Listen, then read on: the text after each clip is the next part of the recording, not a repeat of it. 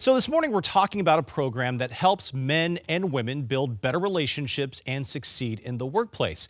This is called Reciprocal Mentoring Lab, and joining us is the CEO and founder of Greatheart Consulting, Chuck Shelton. Thanks for joining us this morning on a Sunday. Appreciate it. Thank you, Brian. Let's talk about what Reciprocal Mentoring Lab is all about. What is it? So it's a program that brings high-performing mentoring pairs, men and women, together. The two problems we're trying to solve are many companies have moved women into director-level, senior jobs, but women are choosing not to stay, or they're not rising into senior jobs. So they need sponsorship from their mentors. And we're also finding in this Me Too era, there are many men working to become more inclusive leaders. So we're working to solve both problems. Trying to get both genders really more Absolutely, that's the reciprocal part. How bare bones, like how do you go about doing that?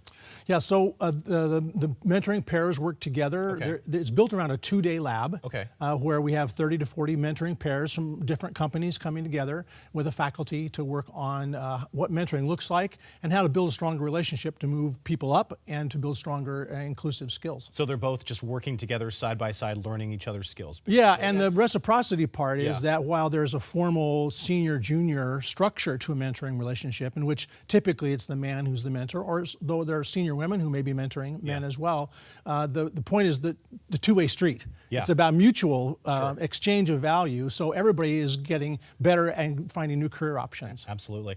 Seattle, obviously known for being a tech hub. And why is it important for specifically tech companies to learn about RML? So in the last few years, technology companies in particular have taken the chance to publish their employment data. And in many cases, I think the hope was if they were transparent, it would improve the result. The reality is that in many cases, there are less women moving into senior leadership now than there were 3 or 4 years ago. So there's a pretty severe challenge to make sure that as more women come into the workplace, they also rise into senior roles.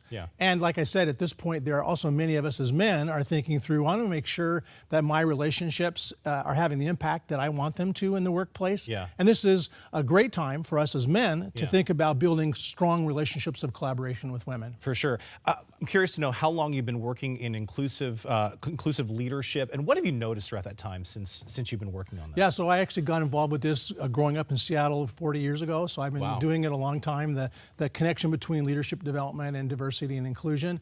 And I'd say right now we live in pretty galvanized times. Differences are often dividing us.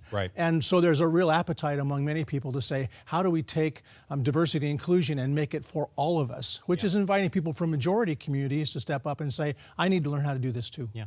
You talked about it a little bit earlier, but I kind of want you to delve a little bit deeper. But what can men specifically do in leadership roles, when they're in leadership roles, do to sponsor women on their teams? So I think it really boils down to being clear about what you want to achieve in the business or in the organization, and recognizing that talent comes in every group.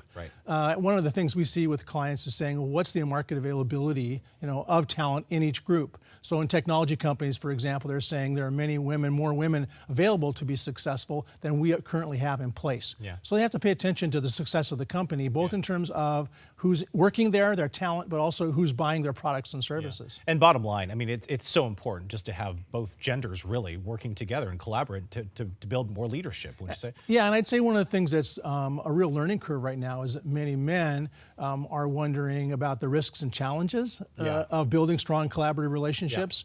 And this is the best opportunity ever for us to be seen as being people who collaborate well with women. It's a real career advantage for men to be stepping up and learning how to do this. For sure.